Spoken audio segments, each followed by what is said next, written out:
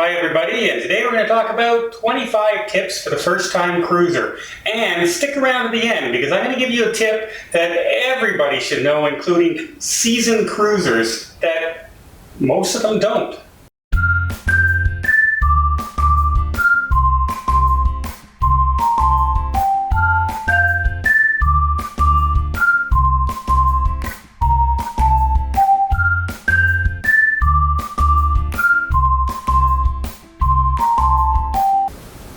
My first tip involves passports. Always bring your passport no matter where you're going. A lot of cruise lines say if you're leaving the United States and you're coming back in the United States, you don't need to bring a passport. But here, let me ask you this. What happens if you're on a shore excursion in Mexico and you're late getting back to the ship and the ship leaves without you and you don't have a passport on you? Trust me, you don't want to be in that situation, so always bring your passport with you. Number 2, choose what's most important to you for your cruise. Is it the ship that you're going on? Because we all know ships like the Regal Princess and the Oasis of the Seas can be destinations in themselves. Or is it the country and the ports that you're visiting? Once you decide that, it's much easier to pick what cruise line and what cruise you want to go. Number 3 is how to choose your stateroom. There are so many different choices. In fact, an inside cabin can have up to 5 different choices for an inside cabin. And be very careful when you're looking for deals online that you're looking for the ocean view or the balcony, because sometimes you'll say, oh, obstructed view, and you go, oh, well, like it'll be close to the wall or something, and you just won't be able to see this way. And instead it can look something like this, that your entire window is blocked. So be very careful when choosing, and also check the prices, because sometimes an upgrade from an inside stateroom to a balcony stateroom can only range $100. So if you're one of those people who love to sit outside and maybe have a cup of coffee while watching the waves go by in the evening, it's definitely worth the cost and the price of upgrading to a balcony. Number 4, print out all your documentation from online.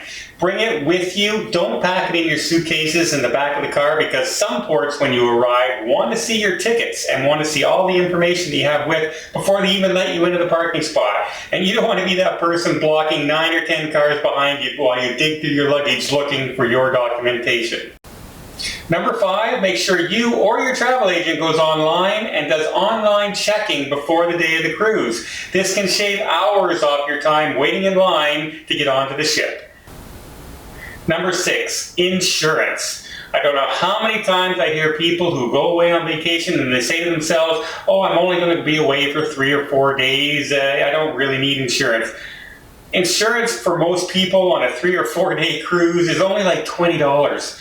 Why not take the peace of mind and the comfort? Because you never know what can happen. And if you're going on a cruise for like 7 days and you've upgraded to a junior suite, or you're paying $8,000, $9,000, I definitely recommend getting cancellation insurance, because you just never know what can happen. Somebody could pass away in the family. You could get in an accident on the way to the airport. You never know, and it's nice to be covered.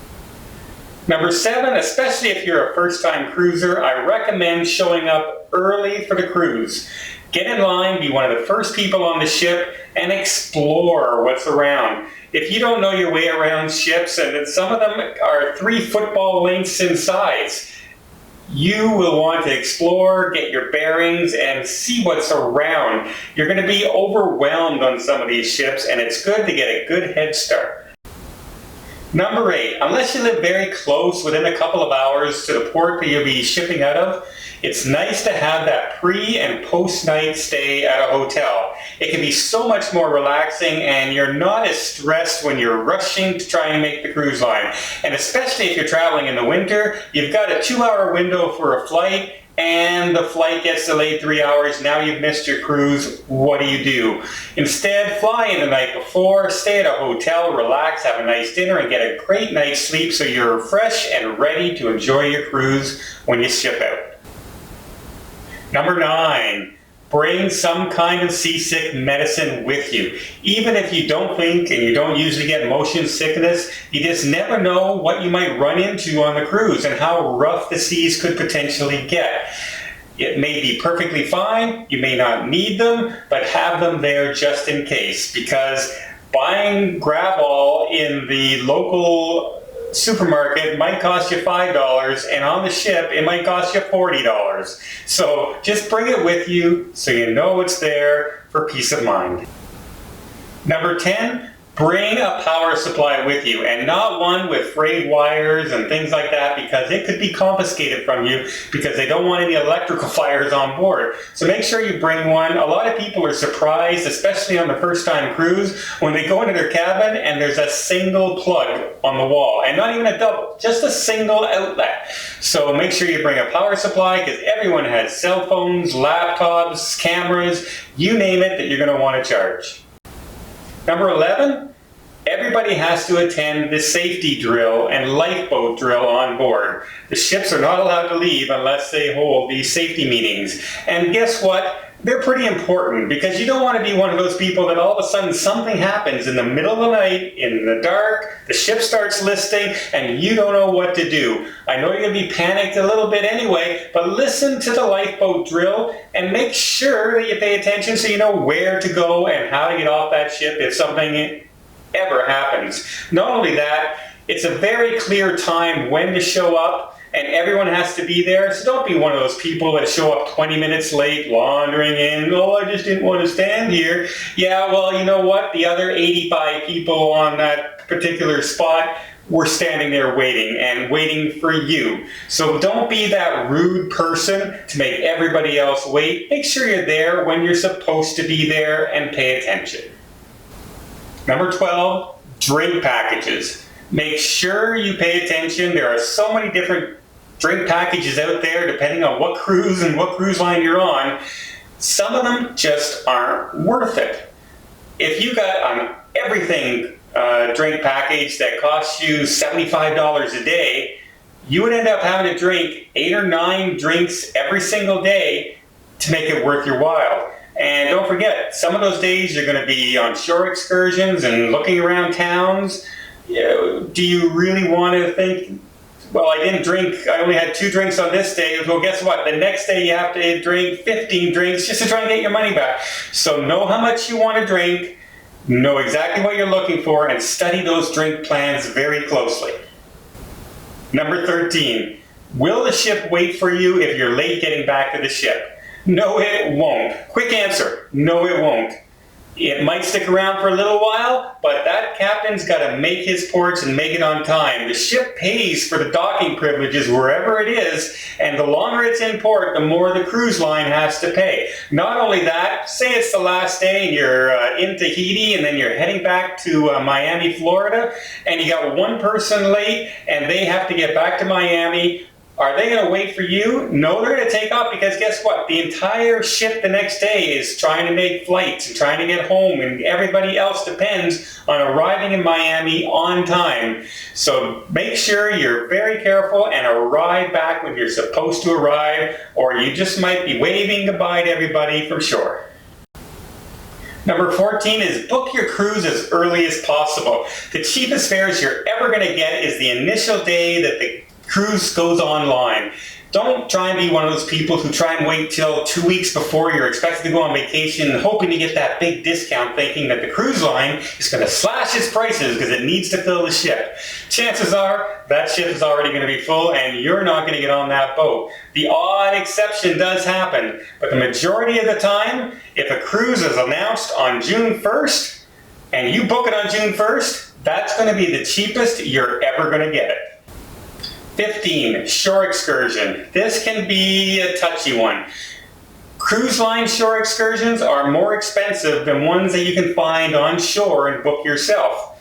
The trick is, a cruise line is responsible for you getting on the ship should something happen on that excursion.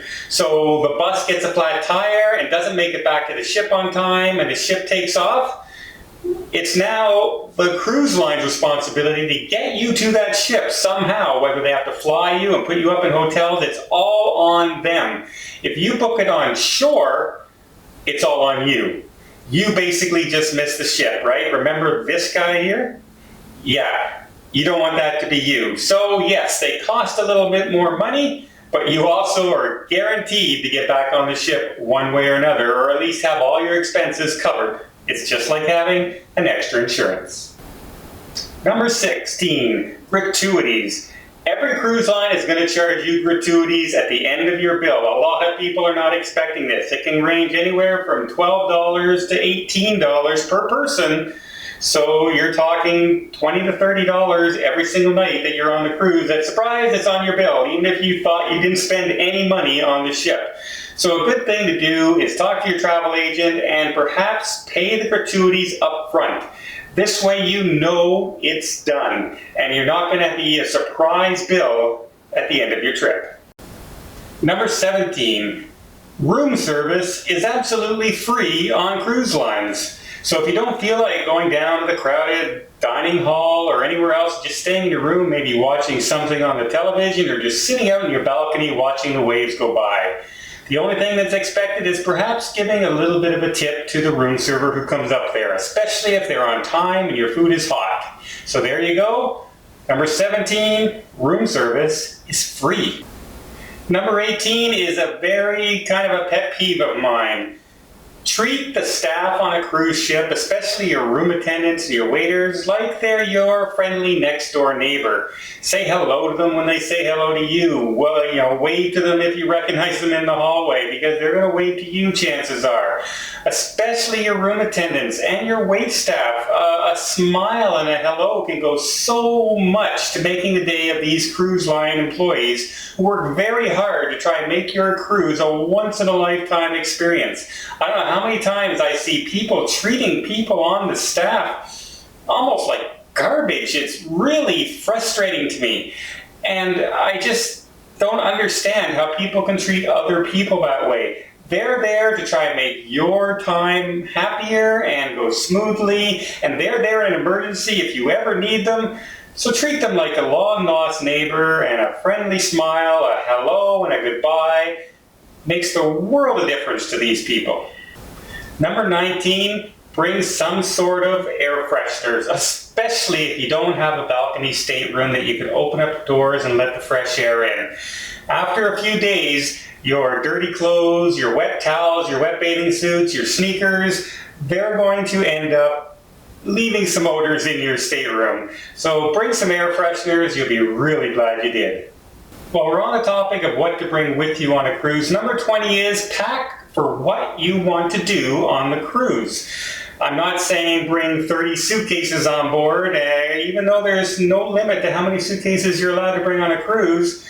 Overpacking can just make your stateroom feel cluttered and small and make it a miserable trip. But make sure you bring the things along with you that you know you're going to need on the cruise. Not just toothbrushes and a razor blade. I'm talking about things like sneakers. For instance, a person on the Oasis to Sea wanted to climb, do the climbing wall. He wasn't able to do it because all he packed were flip-flops saying, oh, I'm going to be on a ship and I'm going to be in the Caribbean. I don't need any running shoes with me. And they weren't able to do that without going to the gift shop and trying to purchase $150, $200 running shoes just to do the climbing wall. That wasn't going to happen. So make sure you're packing what you know you're going to do on your cruise. 21. Try at least one specialty restaurant while you're on the cruise. I know it's free to eat in the main dining lounge and everything, but sometimes it's really nice to experience the extra level of service and the extra level of quality of food. While some cruise lines are so-so in the main dining room, while others are actually quite good, the specialty restaurants are usually top of the line and the best restaurants on the ship. 22. So you're sitting there with your friends and you're looking at the menu and you can't decide whether you want to have the chicken or the steak. Well, guess what? You can order both. Just order both. It doesn't matter if you don't eat them both. You paid for it. You can order as many entrees as you want. Now don't try and go overboard, because I did hear one person who went to the chef when the server came and said, I want one of everything on the menu, which was about 45 items, and the actual chef came out of the restaurant, walked over the person and looked them square in the eye and said, yeah, I'm not going to do that. Number 23, the ship time is the ship time. What I mean by that is no matter what time zone you pass through, the ship time remains the same. So if you have to be back on a ship at a certain time, it's not the local time of the port you're at, it's the ship time. So don't make that mistake of crossing over a time zone and being an hour late for your cruise. 24 is a really good one.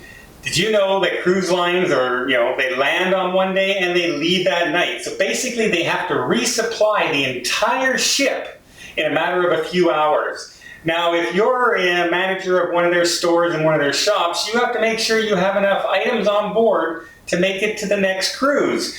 That being said, the things that you did have on board for this cruise that didn't sell, you may need to get rid of because of oncoming inventory. So the best days to buy things on the ship are actually on the last day of the cruise, just before you're getting ready to get off the ship. I've seen discounts as much as 80% on some items just because they knew they had to get rid of it before the next inventory arrived later that afternoon.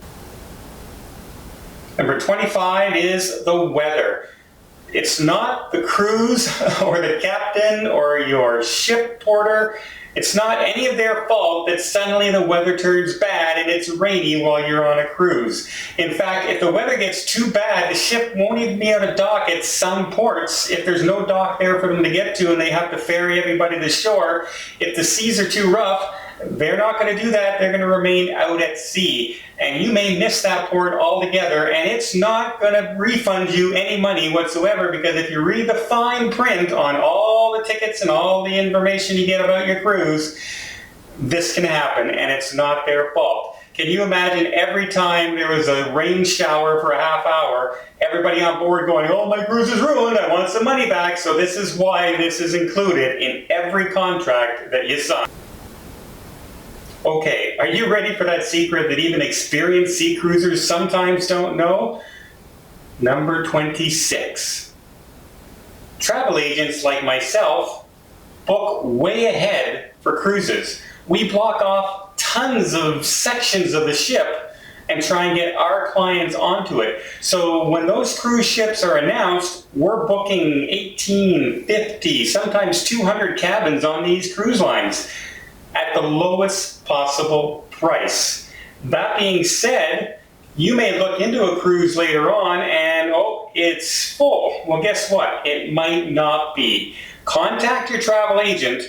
They can look online to their websites and all their fellow travel agents and find out if somebody has some reserved seating. If they do, they can sell you into that cruise anyway as part of that group. Not only do you get the lower fare, you might get what's called amenity points, which could be free dining, free gratuities, gift certificate, onboard credits, all kinds of things that you wouldn't have gotten if you'd have booked the cruise on your own. So it's mind-boggling to me when people don't use a travel agent because they are going to get the lowest price. They're possibly going to get more amenities, and if anything happens, they have somebody to help them get through whatever it is that's happening.